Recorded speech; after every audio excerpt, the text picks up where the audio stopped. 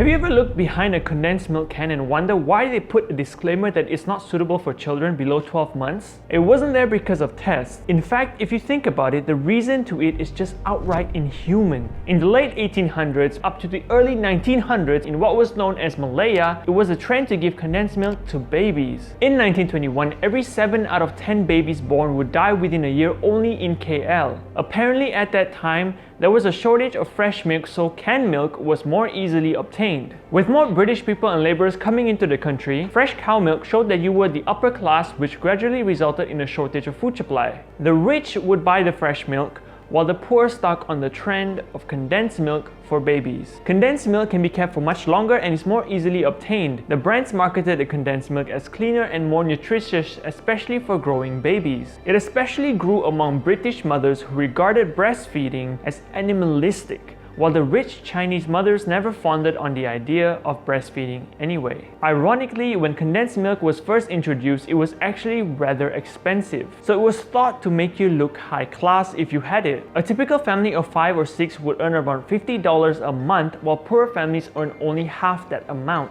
Condensed milk from Nestle, known as milk food, went for 63 cents a tin. Glasso milk was $1.25 a tin, and Aurora milk was the cheapest at 11 cents a tin. Since most rich people were feeding their babies with condensed milk to avoid breastfeeding, it became a trend that the poorer people followed to feel and look upper class. So eventually almost everyone, whether upper class or middle class, they were doing it. Yet the poorest ones couldn't afford it and remained breastfeeding. Since condensed milk is mainly sugar with hardly any nutrients, it leads to complications for the baby and even death. With canned milk spreading across the country, the infant mortality rates increased so rapidly that it worried the government. In KL alone, 760 babies out of 1,000 would die in their first year. This was due to the ignorance of mothers feeding babies and also due to unhealthy surroundings. With many other reasons that led to babies dying, like diseases and poor nutrition, the condensed milk was thought to be the prime reason to their deaths. A lady and medical officer named Cicely Williams, who founded the kwashiorkor disease, noticed this and gave a speech known as Milk and Murder. She stated that the higher classes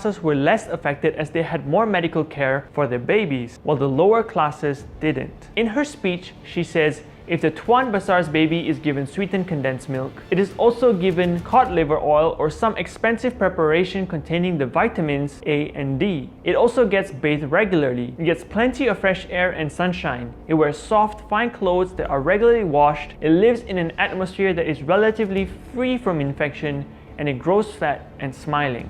The fact that it's also sweet gave the babies a taste for it and would prefer it over breast milk, but it doesn't have enough fat to hold vitamins A and D. While vitamin A's protect the eyes and vitamin D protects the baby from rickets and convulsions. Yet even with her speech, it didn't stop people from using it. The Japanese then invaded Malaya, where she trekked to Singapore when she was eventually caught by the Kampantai, who were the Japanese secret police. They kept her prisoner but didn't torture her. They just left her in a cage so malnutritioned that she developed beriberi, a disease that makes her feet numb. It was irreversible. She kept notes of her time as a prisoner of war of the state of nutrition among prisoners. She observed that despite the terrible conditions they were in, breastfeeding babies survived. 20 out of 20 babies made it through solely on breastfeeding. After the war, she became the first head of Mother and Child Health (MCH) of the World Health Organization or WHO. In 1985, the Malaysian government made it official to put a warning not suitable for infants on all condensed milk cans. In 1992, Cicely Williams passed away in Oxford. Yet up until today, her work has played a huge role for the health of children and infants. There are still some people out there who choose to feed their babies with condensed milk, and hopefully this video would help spread more info on why it's dangerous. Share this story to stop those still using this for their babies today. This is Defies, and thanks for watching.